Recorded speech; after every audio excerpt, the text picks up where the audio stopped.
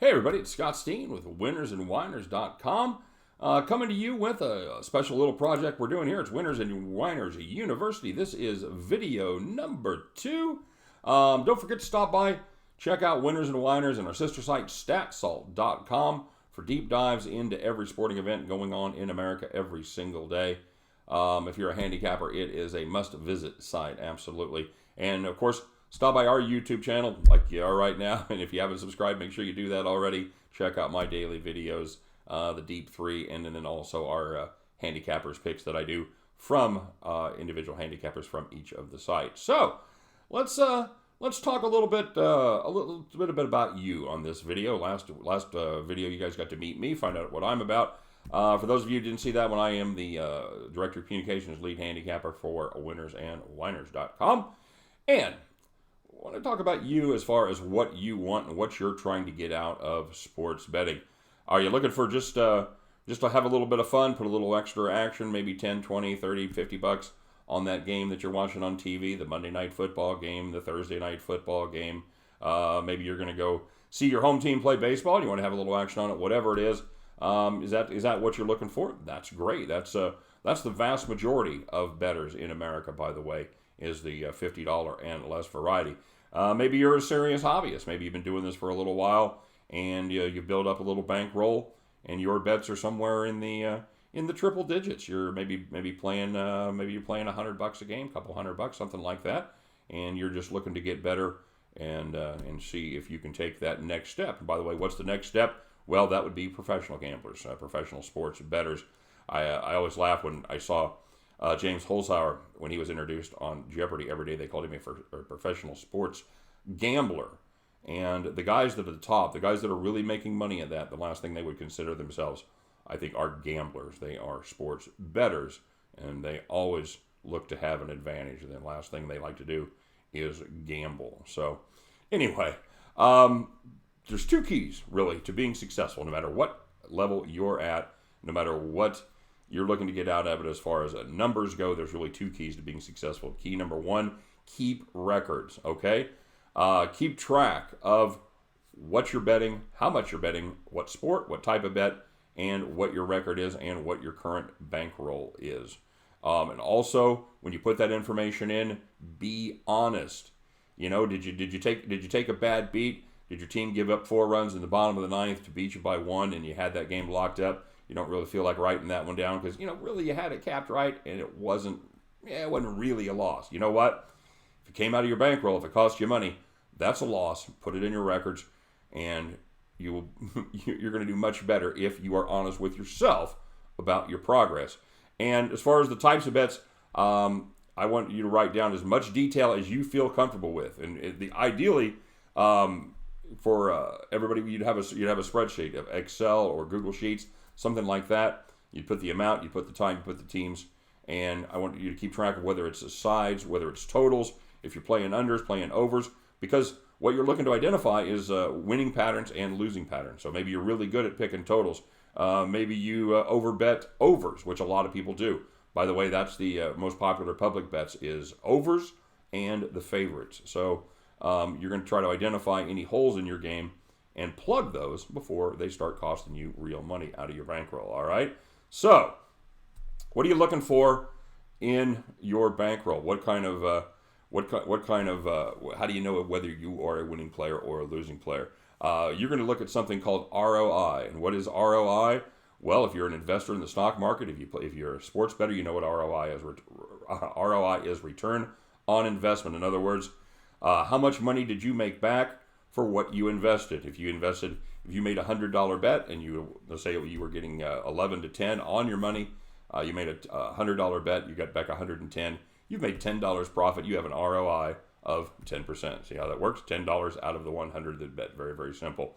What you're looking for to be a winning sports bettor is a winning percentage over 52.38%. Now, winning percentage is different from ROI. Winning percentage is the percentage of games, just much like it sounds, that you actually won. So, at first blush, you think, if I win more than 50% of the games, I'm going to be a profitable sports bettor. However, that does not account for the juice, the vigorish, the extra percentage that the books put on there to make their profit. We're going to talk about that a little bit on the next video. But for now, you just need to know it's going to be give or take in the 10% to 20% range under most bets. Now, baseball is different. We'll get to baseball when we get to betting on baseball. But for the most part, you're going to be betting on football, basketball. If you're taking the line, it's going to be between minus 10 and minus 20% for the most part, minus 110 to minus 120. All right, so the golden number, the Mendoza line, the number that you need to be above is 52.38%. If you're writing anything down, that's the number you write down right there out of this lesson. 52.38. Anything over that, you are profitable. Anything under that, you are not profitable. And how hard is it to do that? Well, it's a lot harder than you think. The best handicappers in the world have a winning percentage somewhere in the low mid 50s, all right? 56, 57, 58%. You're going to see a lot of claims, and you're going to see, if you're on Twitter, if you're on Facebook, if you're involved in any kind of gambling forums, you're going to see a lot of claims. I'm 60%, I'm 70%.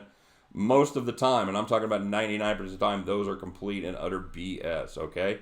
I share my results. Right now, I'm capping somewhere in the neighborhood, and we've actually taken a little beat this summer. We were above 56% going into baseball. We've dropped a little bit, and I'm down in the about 53.85 the last time we did the numbers. So that gives you an idea about what it takes. Now, if you can somehow get to your point where you can win 55% of your bets at minus 110, that's terrific. You're going to have an ROI of about 5%. Okay, not too shabby. And if you ever find anybody, or if you ever have a good season where you're at 60%, your ROI goes to about 14.5%. So that gives you a little bit of an idea right there. So let's say you want to be that professional sports gambler. Let's say you want to do this for a living. You want to retire from whatever job that you hate. You're ready to do it. You're ready to kick back and just watch sports and make money, watch the cash roll in. Well, I don't know what you need every year. That's going to depend, obviously, on each individual person. Let's pull a number out of our butt, shall we? Let's start at, let's say, 50,000 American, all right? Maybe that's the minimum amount you got to bring in to convince the wife that this is going to be a fantastic idea for you to quit your job that you've been at for 15 years and gamble on sports, all right? So let's say we need 50 grand. Let's say you're at 55%. That's why you're ready to make this move. You find yourself, you're a good handicapper. You're getting an ROI of about 5%. Well, in order to make 50 grand a year, you're going to need to make about $1,000 a week, right? Does that track?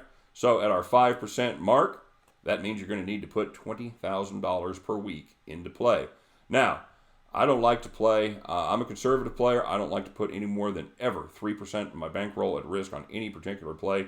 But let's say let's say you're not quite there yet. Let's say you want to maybe 2%. All right, you're going to make 2 bets a day. I don't like to make a lot of plays, so 2% of your bankroll on 2 separate plays a day, and those are going to have to be, obviously, if you're trying to get 3 grand a day, each of those bets going to have to be $1,500. All right, at 2%, that means 1% of your bankroll is $750. That means you need to have a starting bankroll of 75 grand. All right, so that gives you some idea about what it takes, what kind of bankroll it takes comfortably to make a stab at the big time. All right, so we're going to talk a little bit more as we go on about money management, how to bet more when you're winning, how to bet less when you're losing. And the nice thing about betting a percentage of your bankroll is that is actually built in just a little bit. So if you start with let's say you start with a bankroll of $100,000, all right. Yeah, I wish we could, right? But let's say that's you. Maybe your great aunt Gerda left you some money, got 100 grand, and you're making plays of 2%. You're making plays, and you've got to bet that to get your money where you want it. If you start off at 2% of your 100 grand, now you're making $2,000 plays. When you win, maybe your bankroll's up to 110,000 now. So now you're going to roll that bet up. That percentage, instead of being $1,000 per is going to be 1%. It's going to be 1,100. Going to be 1%. All right. So you're going to, 1,010. Sorry. As we go up, 1% of 1,000 would be $10. Sorry. That's yeah. So That's how that works. So as the bankroll goes up, your bet percentage will stay the same. However, the amount will go up. Same way it works conversely. As it goes down, that bet percentage will go down as well. All right? To recap, make sure that you keep good records. Make sure you're honest. Be patient. Don't try to win it all overnight. That's how you go broke and end up reloading your account or tapping that savings account. All right? So, patience, honesty, record keeping. That's what you need to take away from this one. All right? So on the next video, we're going to take a look at how the books make their money and the types of bets that are available on each of the sports. We'll talk a little bit about different types of odds and parlays and American versus the European system of expressing the bets. All right? Thanks for watching very much. Be looking for our next video. We should have that up there very quickly. Until then, you guys take care. I'm Scott Steen with Winners and Whiners, wishing you all the best of lucks, and I will see you at the window.